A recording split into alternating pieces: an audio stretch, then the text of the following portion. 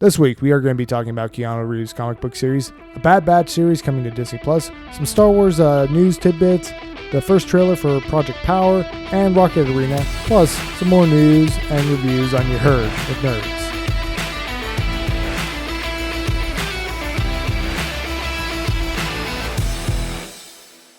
Let's talk about Lego first. Yeah, so a couple months ago now, it was reported that Lego and Nintendo were teaming up. Yeah. And the reveal we got was like this really basic Mario set that was kind of underwhelming. Yeah. I mean, it's more or less designed for kids for the most part, I feel like. But even then, it's like, I don't know. It's supposed to be interactive and stuff like that. Yeah, so. it's going to have Bluetooth capabilities and all sorts of stuff here. And it's supposed to be kind of like almost like simulating like an actual 2D Mario level, but only in Lego form, kind of. Right. You know, it's hard to explain. Yeah, so, but I can't remember when the news actually broke, but this last week, Nintendo and Lego came out with an announcement that they're having a Lego NES. Yeah. Which this is what they should have announced from the beginning. I mean, this is kind of like what I was expecting from the get-go, like this caliber of like creativity here. And it's legit. Like, it's the full console, which is a full-size NES console. Yep. It has a game that you put in that's also Lego, and it pushes down and everything, just like the old Lego system. Yeah. Has a controller, and the kicker is it has a little old school TV. Yeah, CRTV TV, with a moving. So it looks like you're playing a level of Mario with a crank. Yeah, it's got a crank, so it's like really cool. No, it's very creative, very cool. It's like what you would pretty much want from Lego and Nintendo partnering up from the get-go. Honestly, I mean, here's the thing. I'm not a big Lego guy. I mean, you're a bigger Lego guy than I am. Right. You actually dabble here and there. Yeah. So, I mean, obviously satisfied with what you saw. Oh, yeah. Yeah, no, I don't think they could have done it better. Yeah. Now, what it's retailing at is $230, which, how are you feeling about that price point? I mean, Lego's expensive in general. It is, yeah. This is gonna be a collector's item. Yeah, no, most definitely. So for $230, I understand. It's gonna be. I don't know how many pieces it's gonna be. It'll probably. I'm guessing. Yeah. With all the little stuff, and it's gonna be more intricate. Yeah. No, I mean, it'll probably be worth the money. Is what I'm saying. Yeah, no, I get that. I mean, it is almost. No, it isn't almost. It is kind of ironic. I mean, I get that it's a different type of thing, but for about $70 more, you can buy a Nintendo Switch. Yeah. But yeah, so that is funny. I didn't think about that. Or hey, do you want something that plays all these new games, or something that looks like something that does play games? Or even like a NES Classic is $60 here, and so I mean it's for those collectors. It's potentially never coming out of the box, and if it is, they're going to glue it together, and it's going to be a display point. Well, and that's the thing here is like I'm even tempted to pick one of these up if I have like an little bit extra cash. Exactly, yeah, just because it's most definitely a collector's item, and it's like, yeah, why, like people are going to like be going and pre-ordering this like crazy, trying to scalp it like crazy. Yeah. So it's kind of like, why not? Yeah, you might as well. Yeah. All right, so let's talk about BRZRKR. Yeah, so this is Keanu's new comic book that he's writing. Yeah, so he's co-writing it. I think his name's Matt. I can't remember. He works at Boom Studios, so he's collaborating with Boom Studios on this. Yep. So the premise is awesome, and I can see him starring in a movie based on this comic. With how high Keanu's stock is right now. Yeah. They're probably already working on a movie adaptation of it. Probably. Like the moment he's like done writing like a panel, or having like his artist like done drawing a panel, they're like, all right, hand it to the movie producer. Right. Yeah. So what it's about, BRZRKR, is about a half-god immortal mercenary who looks very similar to Keanu Reeves. Oh, so it's a true story. Yeah, basically. It's a 12-issue run coming out this October. Which I really appreciate, just standalone story, kind of like, sounds like a perfect graphic novel. Totally. Yeah. So I got a quote. It says, that talks about like what it, like what you should be expecting. Is this from coming from BRZRKR. Keanu himself, or is this? I think it's from Boom Studios. Okay, so a spokesperson or something. Okay. So it says, with BRZRKR, we mixed a potent cocktail of all things that we love. The tale of an immortal warrior laced with history, conspiracies, spirituality, and a gigantic helping of bonkers action and violence, all with intense purpose and ultimately a heartbreaking discovery. So, okay, did they say exactly like what the setting is? Is it like Japanese? Is it Viking? Is it like Greek? They have panels. It looks. Oh no, so sorry. He got hired by the U.S. military. He's a mercenary that he's contracted by them. Okay, but he's immortal. So think of so it's modern day. It's like if modern day. If they drafted Thor or something. Correct. Okay, gotcha. Yeah, I don't think his powers are on that level. I don't know. Right. I think he can heal and stuff like that. And well, right. It's like at that point, why would you work for the U.S. military? Why wouldn't you just go? That's probably part of the story. I don't know. I don't know either. But it says in another quote, it was something like he almost has like. It's almost like he embedded in him is he has to fight, he has to kill. Like, I don't know. It's kind of just something that he's cursed with or something like that. Which might be the reason why it's called BRZRKR here. He goes berserk or something, could be. And like can't control himself. I mean, this premise is nothing new. No. So I think it'll just be a cool take, and I want to hear Keanu's brain on this. Right, exactly. It's Keanu. I mean, it's like, he's hot right now. So, I mean, why not give him, a little bit of this, a little bit of that. I mean, he's going to be in a video game coming up here. So, yeah, it's true. Is that game coming out? I mean, November, but, we'll see. All right, so in other news, Bad Batch... For those of you who watched the Clone Wars, the Bad Batch had a couple episodes.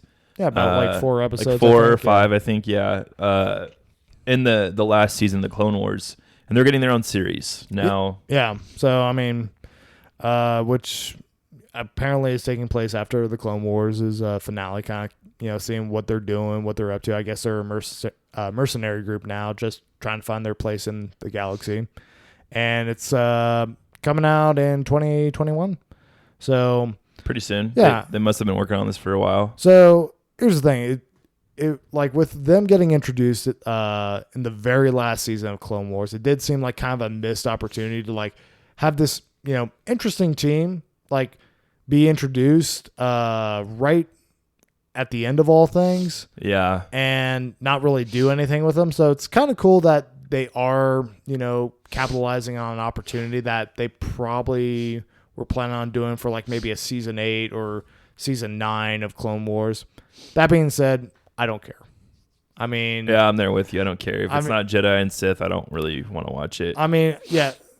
Other than Solo, I liked Solo and Rogue One, but like these guys, I don't have any attachment to. Or Mandalorian here. Yeah, but there's Jedi and coming to that. There is Jedi coming to that, but this is just something where I didn't care for those episodes to begin with. Exactly. Well, and they were okay, but they were decent. They were a decent part of the season. There was a lull, so there was their episodes, and there was a lull of episodes I cared nothing about. And then it was firing on all cylinders with the Maul and Ahsoka stuff here. But yeah, it's just it's not what I get out of bed in the morning being all excited for here. Right. This is like it's like, oh, okay, bye. Yeah. I mean, it's like it really doesn't do a whole lot for me in all honesty. I mean, and is there any word on like, that whole Ahsoka and who's the other person that was supposed to be in like that one series that's supposed to be animated, I think? Right? Oh, Sabine, yeah. So because it might be a live action. Will it be live action? Or? That's what they're thinking potentially, or they're going to do it. There's so many rumors right now, and I think people are really unclear. But like they've come out and said that was a rumor, and then they came out, nope, it's going to be animated, but it's going to be done in the style of Clone Wars, not Rebels, which I like. Yeah, well, and that's the thing is like, because we heard about that rumor or show a long time ago here, haven't really seen anything really materialize from it here, and then now we're getting this, which I mean, here's the thing: if like you're a big fan of like the Clone Trooper action and like Clone Wars, the Bad Batch is probably going to be your show here. I mean, if you're, got that Rex and like all of his buddies, if you're like, if that was like a highlight for you in that show, then, this probably will be for you. Not for me. I mean, I like to have laser swords in my Star Wars, but, that's about it. Yep. Yeah. So, speaking of Star Wars related news, so Moff Gideon might be force sensitive, maybe not. So, yeah, I mean John. I think it's Giancarlo Esposito. Yeah, or Giancarlo Esposito. He's been a talker though when it comes to this series about Moff Gideon. Has he been? Yeah, like he's excited about it. So I don't know how much weight this carries, but basically he was in an interview and I guess he kind of implied that he was potentially an ex-Jedi or force sensitive or something along those lines. Right, because I mean he was saying something along the lines in the interview that he implied that there's more to him than just the dark saber in terms of like combat or whatnot here. So it's like, okay, well, I mean, in terms of like Star Wars stuff, you would think like that would mean force powers or maybe like, dark side, maybe fallen Jedi type deal or something like that.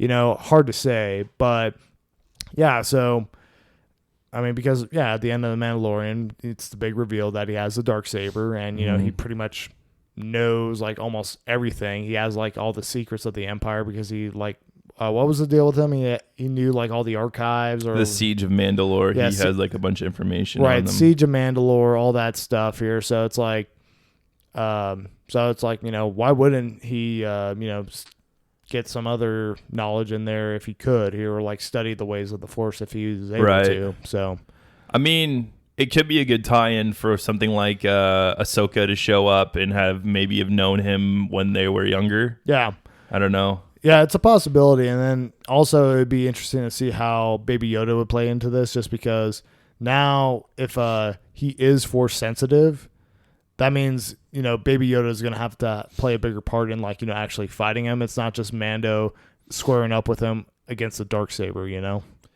Yeah, or, I mean, I don't know. I think Baby's going to have to step in and use some hand wavy stuff. Oh, yeah, the magic hands. Magic hands. Yeah. But other than that, I don't see Baby Yoda doing too much just because he's still Baby Yoda. I mean, not a whole lot, but, I mean, he would probably have to, like, interact in one way or another here. Yeah, for sure. I think it's an interesting thing, but we'll see what happens in season 2. Yeah. No, hopefully that's not delayed. Yeah, no kidding here. No kidding. So, but anyway, in Star Wars news, Corona makes Star Wars downsize. So, which is kind of surprising. They have all the money in the world kind of right now. You would think so, but with Disneyland having to be closed and stuff. Yeah, that's true. Yeah, they're movies not coming out. They're taking a couple hits this year. Yeah. So MakingStarWars.net says, and they're a pretty reputable source. It's looking like that for the future Star Wars movies, they're gonna have smaller budgets. Mostly because this is the excuse they give, but mostly because of the economic downturn we've seen recently. Mm-hmm. Honestly, for me, I can see this being a good thing. We'd see probably more creativity and less CGI. And that's kind of what I'm trying to interpret how that is, like what that statement is trying to get at. Because if it's going to go more to like, say practical effects, like, puppetry, all that stuff here, that's all stuff that really is going to be hard to do from home. Whereas like CGI, I feel like that's going to be a little bit easier to do from home. I mean, it's still going to be a struggle, but I feel like that's more manageable than like trying to do the whole practical effects, the sets, and doing all that stuff, because usually you're going to have to be on the set with like, hundreds of people working on a project here. Not really a great social distancing. And I don't even know if that's part of it, because I think they're thinking into the future where they're not going to have to worry about that as much. Yeah, I don't know. But I think what they're saying too is we're not like the next few Star Wars movies are not going to be the big epic movies like the Skywalker saga was. Right, which I mean is understandable just because for one, I mean, you had like a movie like Solo that did not perform well at the box office here, and I think they actually lost money on that, which is kind of crazy when you think of like an actual Star Wars movie losing money here. But yeah, so maybe they're just scaling back like their budget, saying like, okay, we're not putting the same amount of money that we have for like a Marvel movie or something along those lines, where we know we're going to make our return on investment. We're going to just, kind of play a little bit more modest, just not have like these huge, big space battles and stuff like that. Yeah. I mean, that definitely could be 100% what it is, where it's just less big ships, less this and that, focusing more on characters and maybe more smaller driven stories here, where it's not really talking about like, the fate of the galaxy or the fate of this. It's like, no, it's like focusing just on like maybe a couple of characters and then I see that their trials and all that kind of. A Mandalorian. Yeah, exactly like the Mandalorian style here, Yeah. And I'm fine with that. I'm fine with it too, yeah. All right. Well, continuing movie news, there's a new Netflix movie coming out that I saw the trailer to called Project Power. Yeah. Starring Jamie Foxx and JGL. Joseph Gordon-Levitt. Yeah, which it's been a while since I've seen him like actually. Yeah, but especially him, it's like he was like popping off like a couple years back. I felt like, and then 10 years ago. Maybe like 8 or maybe. Because when did Dark Knight Rises come out? That was 2012. So okay, so about 8 years. Because then they had Inception. They had Inception. They also had Looper. Yeah, like. Quite a few movies he felt. Yeah, he's been pretty quiet since then. He's been a little quiet, for a little bit. Ever since, like, I think Snowden or whatever here. Which was, like, I never maybe saw that. 2015. But, yeah, so he's back in the movie business, it seems like. Mm-hmm. And basically what the trailer's going over is it's kind of like a crime movie, but the kicker is there's a medication or a pill or a drug, whatever you want to call it, that gives you superpowers for 5 minutes. Now, what superpowers it will give you, it's different for every person. You might be invisible. You might be able to be like a fire guy and like be the Human Torch, or you might just have super strength. Yeah, it's kind of like a grab bag almost here. Well, I think it depends on the person, like, and it's the same power every time. Right, exactly. But you don't know until you try it. Exactly. So yeah. Essentially, and you get to see their powers in this trailer. You do, yeah. So Joseph Gordon-Levitt is like he's like invulnerability, super strength, I think. But and then Jamie Foxx, I think, is like it looked like a kinetic or like a psychic barrier, like he was pushing stuff back, or maybe water because it was raining. Yeah, I'm not entirely. We're not really sure on his power, but yeah, there's like an invisible guy running around. Yeah, there is an invisible guy running around. There was a fire guy running around. I think there was because Joseph Gordon-Levitt's character is a cop who teams up with this guy who's going after these people who are selling a drug. Yeah, so I think they kidnap his daughter or something along those lines. Something like that, yeah. So daughter or wife, I can't remember what it is. Something along those lines, but so I mean, no, the premise looks interesting. Yeah. I don't know if I don't know how good it'll turn out to be. I mean, hopefully, it's not bad. I mean, did you ever see that one movie that Netflix put out a couple months ago, Code 8? Yeah, I didn't like it at all. Yeah, I mean, I like the premise of it here. It wasn't as executed well though. That's kind of what I'm getting at is like, I thought like, the world building that they did, like, and like the premise that they did, I thought, okay, yeah, no, this is actually kind of cool. You get some, cool ideas thrown in there. I just don't think it was executed well here, and I just don't want it to turn into one of these here. I hope not. Yeah. Yeah. There's a lot of bangers coming to Netflix though. Like there's another one based off a comic called The Gray Man with Chris Evans and Ryan Gosling. Yeah. So that's another one. Yeah. But not really much information on that yet. No. All right, let's talk about some delays. Yeah. Because we have to. Oh, it's a weekly segment now here. So right now, as it happens, I'm trying to get this off. Sorry. My keyboard popped up, and I was like, I don't want that up. Yeah. WandaVision, as of now, is indefinitely delayed to spring. Yeah. Maybe. We'll see what happens, because I just really feel like they're going to keep pushing stuff back depending on how long all this lasts. And then obviously Loki would have to be pushed back as well. They're saying Loki's staying. Oh, really? Loki's staying spring 2021, and WandaVision will come out around the same time. Kind of surprised. I figured... That's the news now. Okay. It could change tomorrow. Yeah. But the one that hurts really bad. Yeah, so no word on Falcon and Winter Soldier, but they did say... It's not coming out in August, but we have no information as to when it's actually coming out. Yeah. But it got pulled from their schedule for August. Which is very unfortunate for I think everyone at this point because that was like the thing about Marvel Phase 4 that I was excited about the most here. So I mean, right now Disney Plus isn't doing much for me. No, I mean, I'm watching Even Stevens and the making of Frozen 2. Oh, ouch. Dude, it's actually pretty good.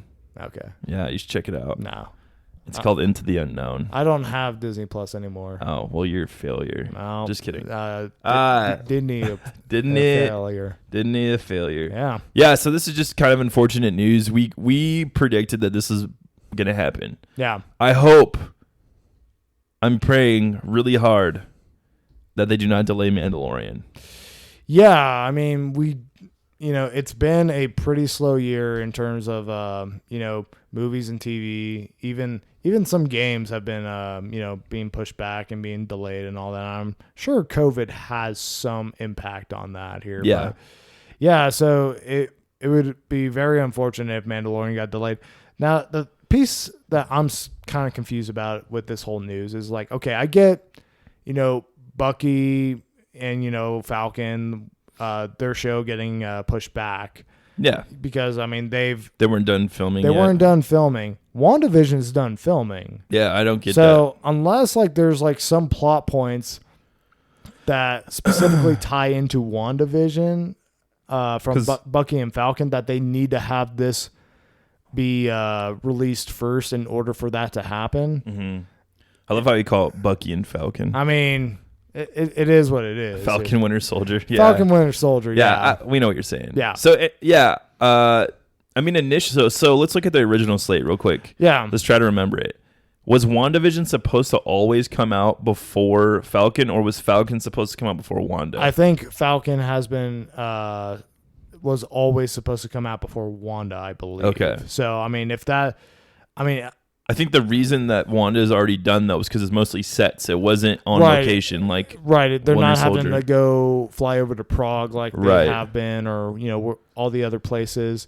But, yeah, I mean, no, I understand, WandaVision being filmed and done first just because, I mean, it doesn't look, at least from what I can tell from the footage that we got, not as, ambitious in terms of, locations and, filming as, Winter Soldier and Falcon. Right. But that being said, it's I mean, unless there's some plot points that I just have no idea about, I can't really see it really tying into, WandaVision per se. I mean, maybe not, but yeah, it's one of those things where it's okay, if you have this already filmed and, all you have to do is just you still have about what? 5 months to do all the special effects and post-production work on it. Yeah. I mean, and get it out in December like it was initially supposed to be. It's I don't understand what the problem would be, but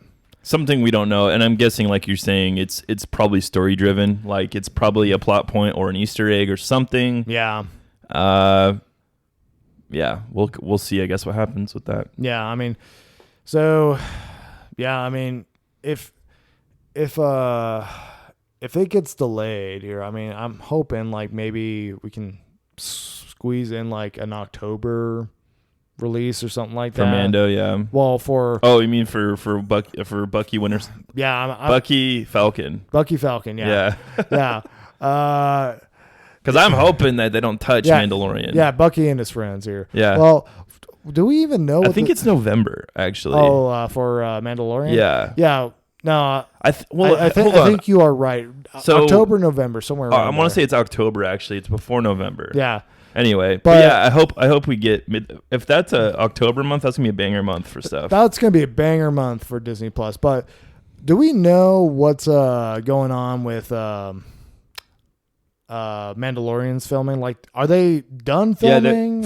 Okay, so I'm only telling you what I know from before, but basically, from what I understood, they were in post-production. Okay, but that's good, but that was only from that one conversation that Cara Dune. Oh yeah. Said, and she's not the main character. She's not going to be in every episode. She can only be in one episode. Well, maybe she's done, or maybe she's in like I don't know, like 2 or 3 episodes, like she was last season here. You know, but yeah, we'll see. Yeah, I don't know. I'm really hoping that's done and ready to go. It sounds like Jon Favreau was already working on season 3. Yeah, so we'll see. Well, yeah, no, he has confirmed that he's writing season 3 already, which, you know, hopefully that means that they pretty much got most of that stuff out of the way for season 2. So we'll see. But yeah, I don't know. I mean, fingers crossed, everybody. Yeah.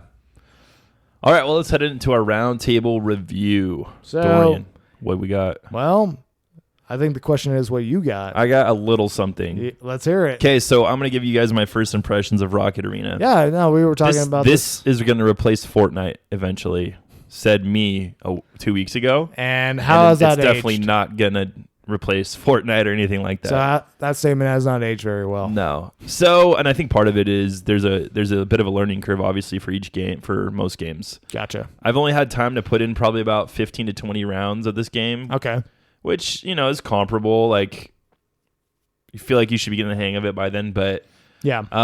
At least like for most games, you feel that way here. Yeah. So, it's an okay game. Okay. It's okay. I wish there's a little bit more strategy to the game. Okay. A little bit more utility with your characters. I was hoping for. Yeah.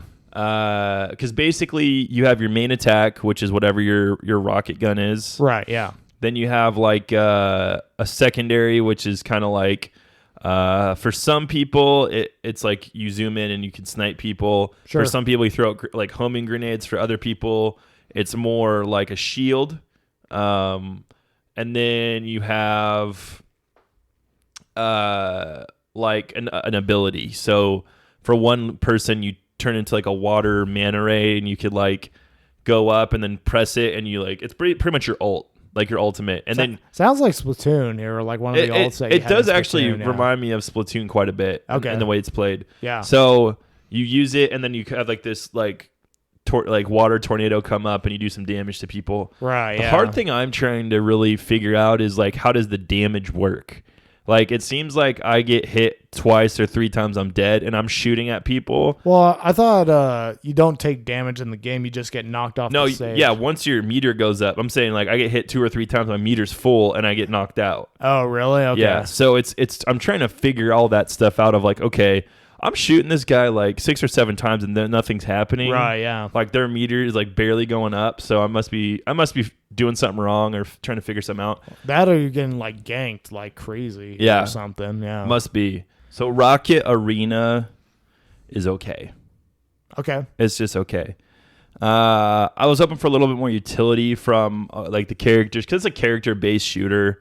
So kind of like Overwatch here, where each character has specific traits and abilities and all that. Okay. Yep. And I would say that for the most part, they're underwhelming. I'm really trying to figure out the damage. Like, so you have like basically a KO meter, kind of similar to Smash Bros. Right. Yeah. Or percentage that builds up or something. Yeah. For them, it's a meter. Once it gets built up, you're out unless a wall stops you. So basically, let me make sure I'm hearing this right. So when the KO meter builds up, like, you're still alive, but like once as you get hit by a rocket, you get sent careening out of the arena, pretty much. Yeah, and then you fly over to your side basically and restart.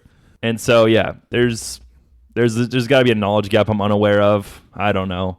Maps are a little small, and once you're juggled, you're pretty much done.